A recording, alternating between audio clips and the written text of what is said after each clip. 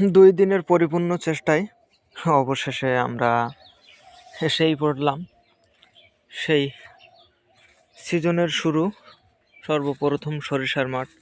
চকভরা সরিষা মাঠের মাঝেই কালকে এবং আজকে এসে বক্সগুলো নামালাম আর কি। ফার্স্ট সকালে এই রাত্রেবেলায় মুখটা খুলে দিয়ে পলিথিন বেঁধে দিয়েছি।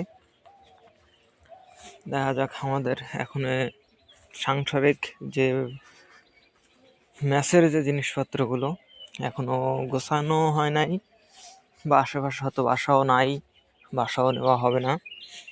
এখন এই অবস্থায় মানে একটা এখনো পর্যাপ্ত পরিমাণ কাজ আছে, পর্যাপ্ত পরিমাণ কাজ করা লাগবে।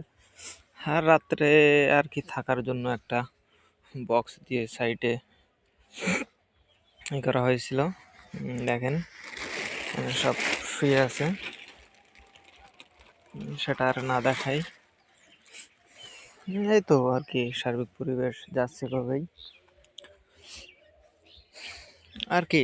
সিজনের শুরু বা এখন শুরু হয় নাই, চোখে এখনো ভালোভাবে ফুলও ফুটি নাই, এভাবে চলছে। ধন্যবাদ, খোদা হাফেজ, সবাই ভালো থাকবেন।